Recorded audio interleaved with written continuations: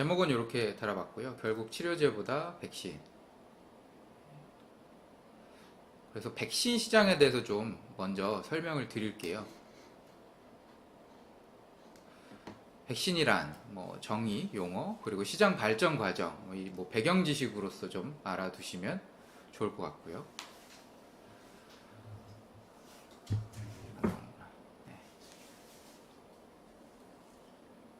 백신이란 요거 제가 저희 단톡방에 영상 공유해 드렸는데 혹시 보셨나요? 예습하시라고 공유해 드렸죠. 그 9월 초에 했던 방송인데 되게 쉽게 설명이 잘 나와 있어서, 물론 이제 뭐 흥미 위주로 하다 보니까 그래도 뭐 쉽게 일반인들이 이해하기 좋게 나와 있어서 제가 공유해 드렸던 거고, 시간 순삭입니다. 순삭 40 몇 분짜리인데 금방 가더라고요. 그래서 백신이란 경험과 기억이다 라고 생각하시면 됩니다. 가짜 감염을 통해서, 이게 경험이죠, 1차 면역 반응을 먼저 일어나게 하는 것. 그래서 2차, 3차는 자동으로 이제 우리 몸의 이뮨 시스템이죠. 그런 시스템을 통해서 방어할 수 있도록 먼저 경험을 하게 만들어주고 그걸 기억하게 하는 거죠. 그래서 뭐 방송을 보신 분들도 있고 안 보신 분들도 있을 테니까 또 간단하게만 설명을 드리면, B세포와 T세포가 있는데, B세포가 이제 항체를 형성하는 그런 세포입니다. 항원이라고 하고요. T세포는 이제 킬러 세포입니다. 이미 바이러스에 감염된 세포를 죽이는 역할을 하고, 그 다음에 요즘 이제 연구가 많이 되고 있는 게 이 T세포가 기억을 한다고 해요. 그래서 향후에 바로바로 공격을 할 수 있도록, 똑같은 상황이 발생했을 때. 그리고 여기서 이제 항체들이 나와서 요 바이러스 돌기에 달라붙어서 이게 우리 체내로 흡수되지 못하도록 달라붙어서, 이게 이제 키 역할을 하거든요. 이게 우리 몸에 이제 세포가 만나면, 이 돌기가 그 세포와 만나게 되면 이제 그 세포로 들어가게 되면서 이 세포를 통해서 증식이 일어나면서 퍼지게 되는 구조입니다, 바이러스가. 그리고 백신이라는 건 이 항체를 통해서 이 돌기들을 다 막음으로써 세포로 들어가지 못하게 하는 그런 역할을 하는 게 백신이라고 보면 될 것 같고요. 용어들인데요, 이게 막 기자분들도 그렇고 막 이걸 혼용해서 막 쓰다 보니까 헷갈려요. 저도 뭐 헷갈렸습니다. 그래서 중요한 단어들만 좀 찝어보자면, 바이오 의약품이 있고 항체 의약품이 있습니다. 항체죠. 그리고 의약품이고요. 바이오 시밀러가 있습니다. 바이오 시밀러가 이제 유사하다라는 뜻이잖아요. 요거를 카피해서 만드는 거 이제 바이오 시밀러라고 하고요.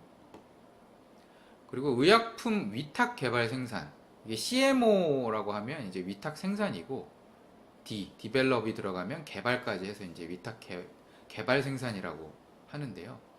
요거는 이제 공장에서 물량을 대량으로 만들어주는 그런 역할을 하는 걸 CMO라고 보시면 됩니다. 뭐 우리나라 삼성 반도체도 CMO, CDMO 역할을 하고 있는 거죠. 그 다음에 중화황체는 이제 병원체나 감염성 입자가 심체에 침투했을 때 중화해서 세포를 방어하는 항체입니다.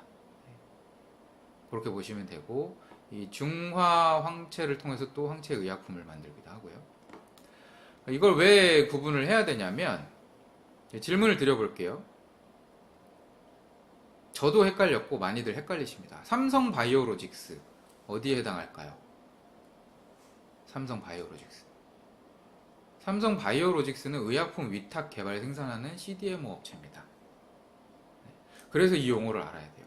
셀트리온 저도 투자했었고, 처음에 이제 CMO로 하다가 지금은 이제 뭐 바이오시밀러로 명확하게 방향성을 정했죠. 그래서 다른 회사입니다. 두 개 회사는.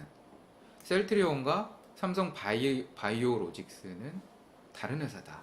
셀트리온은 시밀러고 삼성 바이오로직스는 CDMO를 하는 회사다. 그래서 이제 이런 용어를 좀 구분할 줄 알아야 됩니다. 향후에 이제 뒤에 나오는 내용들도 용어를 조금 구분할 줄 알아야 되는 것들이 있어서 먼저 좀 설명을 드렸고요.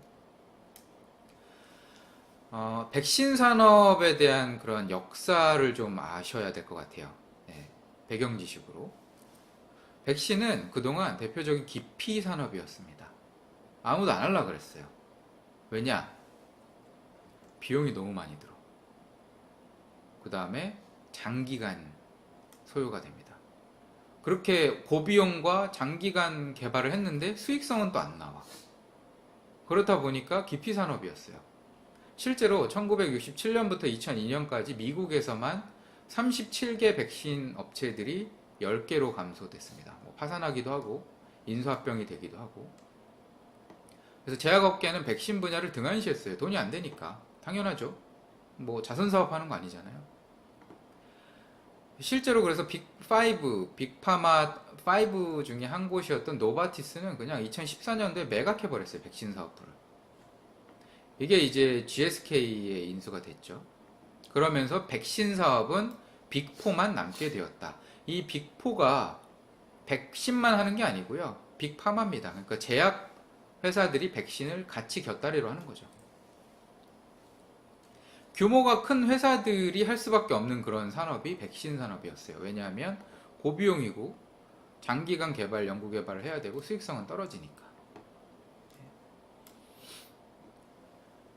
그래서 이제 진행이 되다가 2011년부터 뭐 14년까지는 2.4%밖에 성장을 못했죠. 이게 이제 끝난 게 구조조정이 완벽하게 일어나면서 이 시장이 빠르게 성장하는 시장으로 변모하게 됩니다. 실제로 좀 볼까요? 싱그릭스라는 약품인데 GSK 거고 대상포진 백신입니다. 이거는 아주 뭐 크리티컬하게 위험한 질병은 아니죠. 근데 3상을 개시한 다음에 7년 걸렸어요. 허가까지. 네. 상상하기 어렵죠. 7년 동안 3상을 검증을 하는 기간이 걸린 겁니다. 근데 이런 옵디보라든가 뭐 트룰리시티라는 이런 일반 치료용 약품은 인허가가 굉장히 빨라요. 3상 개시한 후에 2년 만에 나왔고요. 그 다음에 뭐 당뇨 약은 3상 개시한 후에 뭐 4년 만에 나왔죠. 그러니까 이러니까 이거 백신 안 해, 아씨 안 해. 이렇게 된 거예요. 돈도 안 돼.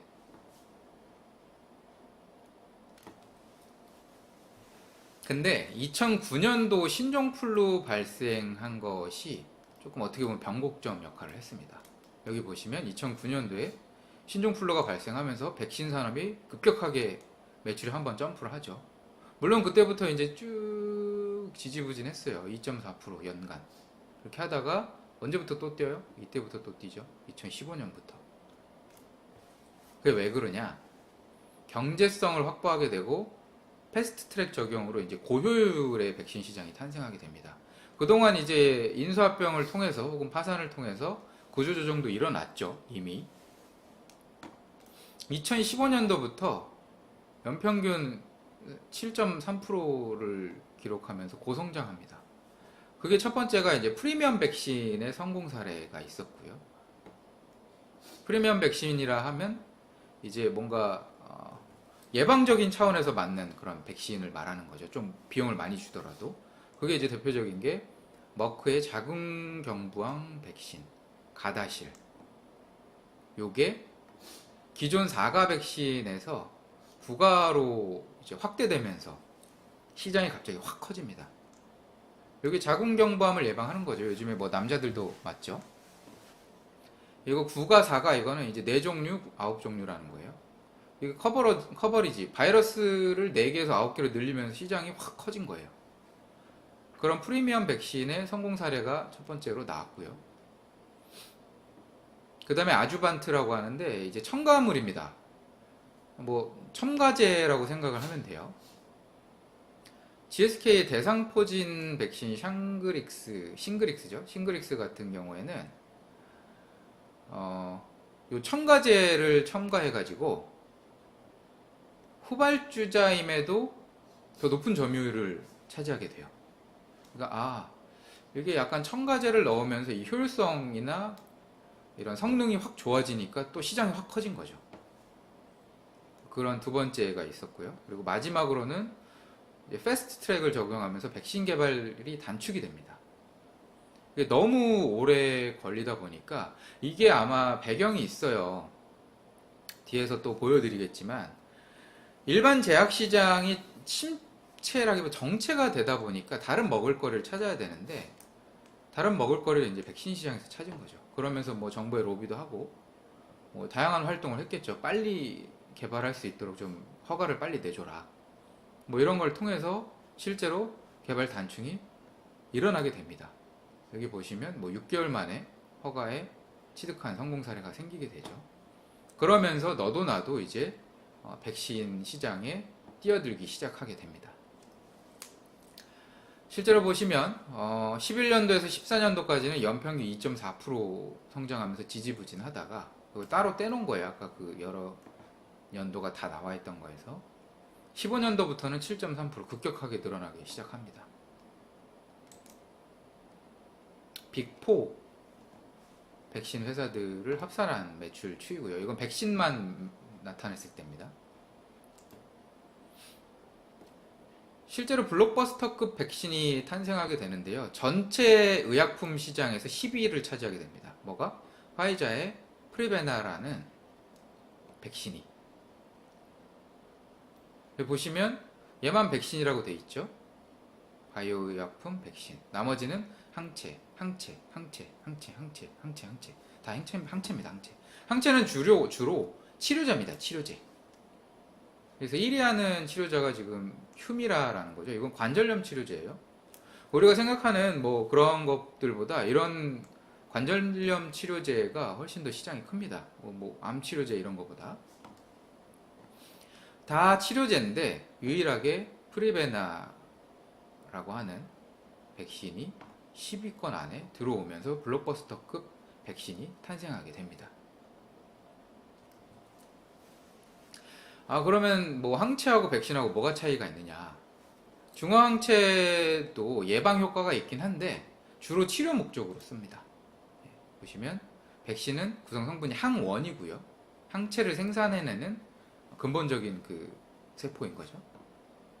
그리고 중화항체는 항체고요. 이건 능동 면역입니다. 먼저 미리 맞는 거죠. 그리고 수동 면역. 걸렸을 때 치료 목적에 의해서 맞고 혹은 밀접 접촉자들이 예방하기 위해서 혹시나 문제가 될까봐. 그래서 이건 수동적으로 맞는 거고 백신은 능동적으로 맞는 겁니다. 그래서 한번 쭉 읽어보시면 될 것 같고요. 그래서 백신과 중화항체는 다르다. 구분해서 생각을 하셔야 된다. 중화항체로는 이제 치료제를 개발하는 거죠. 그래서 이제 삼성 바이오로직스도 이게 백신 개발되면 삼성 바이오로직스도 좋은 거 아닌가요? 이런 질문을 저희 단톡방에서 하신 분도 계세요. 같은 건 줄 알았다. 다릅니다. 삼성 바이오로직스는 CDMO라고 말씀을 드렸죠. CDMO이기 때문에 백신을 생산하는 회사가 아닙니다.